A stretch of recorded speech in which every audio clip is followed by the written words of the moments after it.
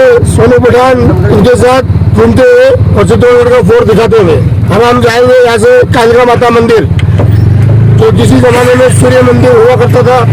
काली माता की मूर्ति राणा रतन सिंह ने 1302 के अंदर स्थापित की और उस मंदिर का नाम कालिका माता मंदिर कहलाया। अब हम जमीन से 580 फीट की हाइट के ऊपर चढ़ते हुए, जिसमें मेरे साथी देवदर्शन न्यूज के एंकर सेना एंड टीम का चित्तौड़गढ़ में बहुत बहुत स्वागत एंड वेलकम।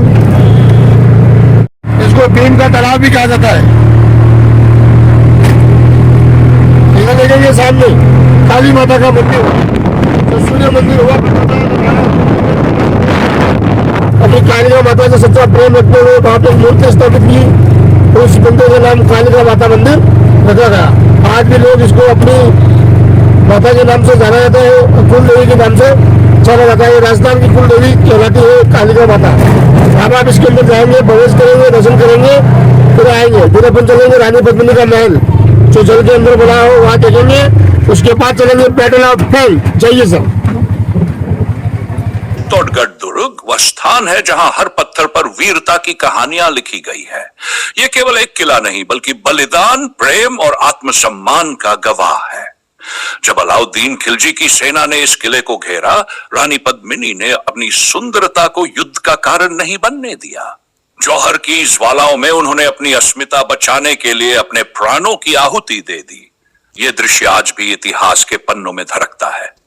यहां विजय स्तंभ है जो हर आने वाले को यह संदेश देता है कि संघर्ष कितना भी बड़ा हो, वीरता की जीत निश्चित है। और फिर मीरा का मंदिर, जहां हर पत्थर से भक्तिभाव झलकता है।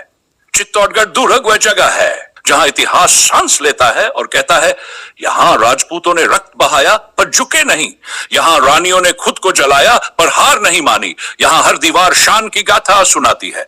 यह सिर्फ एक किला नहीं बल्कि वह भावना है जो हमें सिखाती है कि सम्मान के लिए हर कुर्बानी।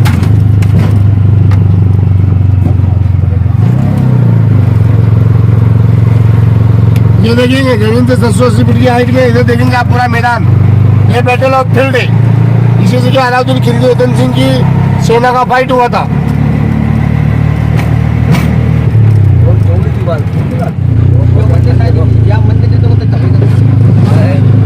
स्वतंत्र और दिगंबरों के जो दो चेन होते हैं,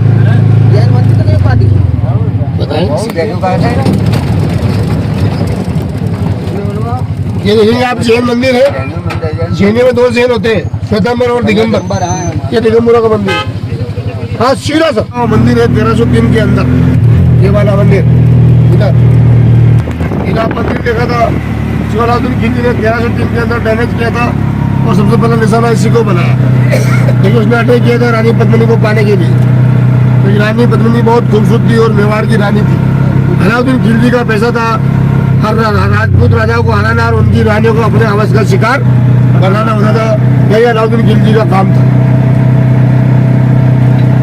अपन चलेंगे लड़ाई का मैदान, बैटल ऑफ पेल।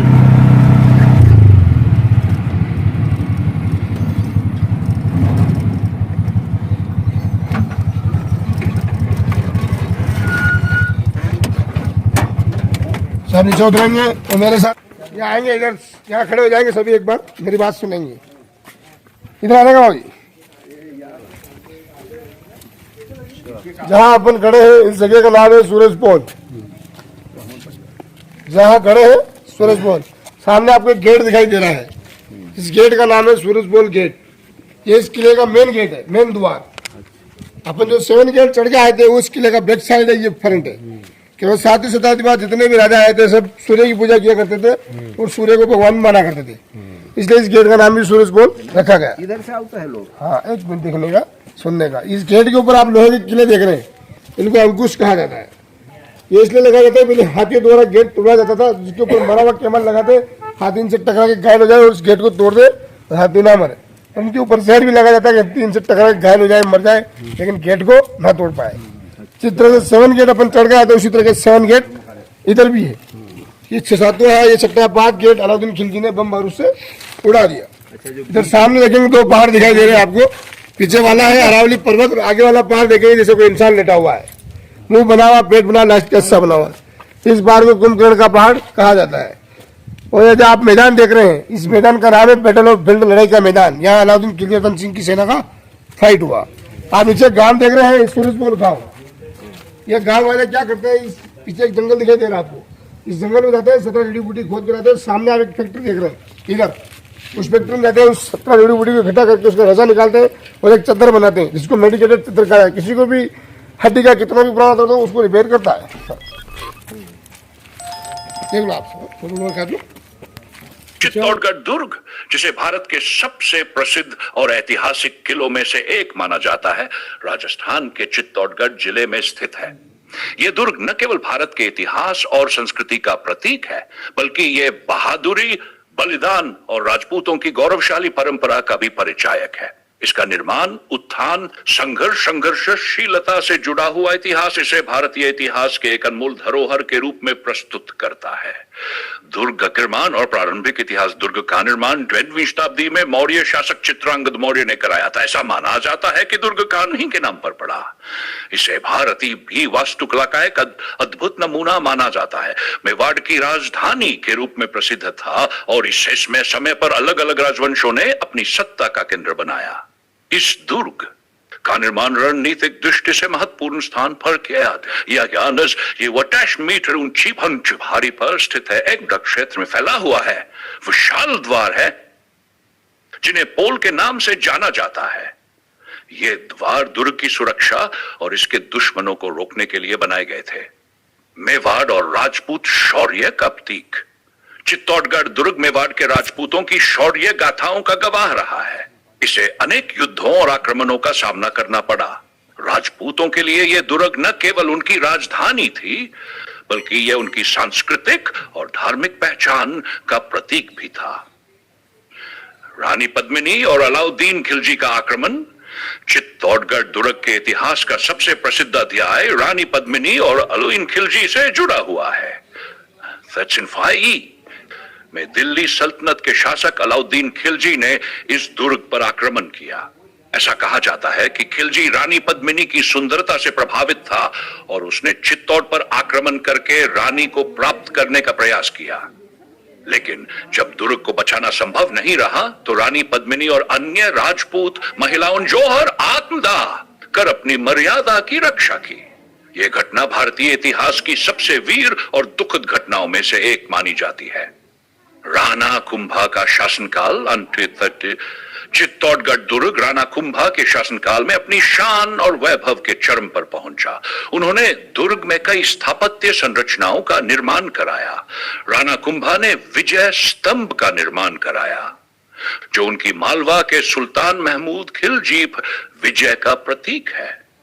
यह स्तंभ भारतीय स्थापत्य कला का उत्कृष्ट उदाहरण है और इसे जैन और हिंदू स्थापत्य शैली का संगम माना जाता है।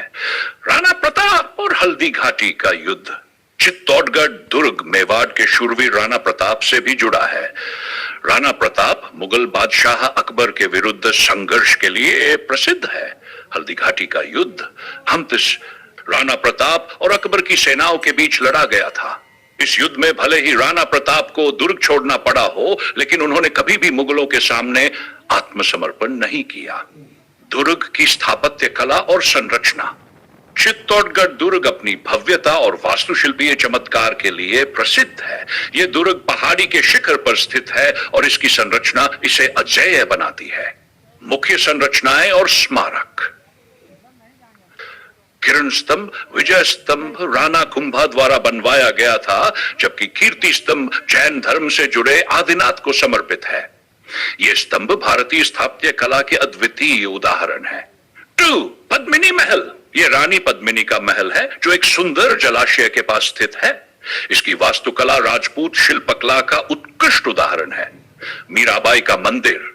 यह मंदिर भक्ति कवयित्री मीराबाई से जुड़ा है, जिन्होंने भगवान कृष्ण की भक्ति के लिए अपना जीवन समर्पित किया।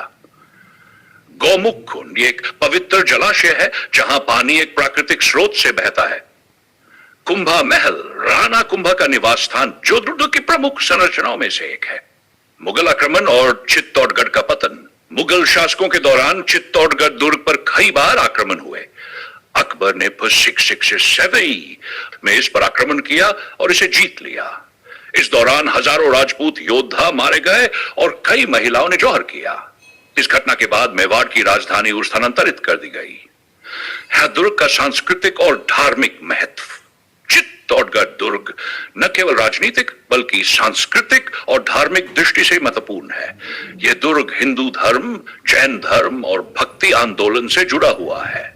यहाँ कई मंदिर और स्मारक है जो इसकी सांस्कृतिक विविधता और धार्मिक सहिष्णुता को दर्शाते हैं।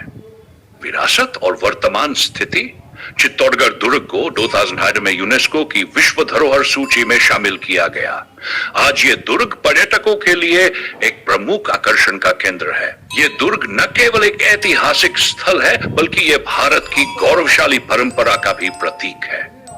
निष्कर्ष, चित्तौड़गढ़ दुर्ग का इतिहास वीरता, बलिदान और संघर्ष की अद्भुत कहानियों से भरा हुआ है। ये केवल एक दुर्ग नहीं बल्कि एक ऐसा प्रतीक है जो भारतीय संस्कृति, परंपरा और आत्मसम्मान का प्रतिनिधित्व करता है। इसकी गौरवशाली गाथाएं आज भी हर भारतीय को प्रेरणा देती है और इसे इतिहास के पन्नों में अमर बनाती है।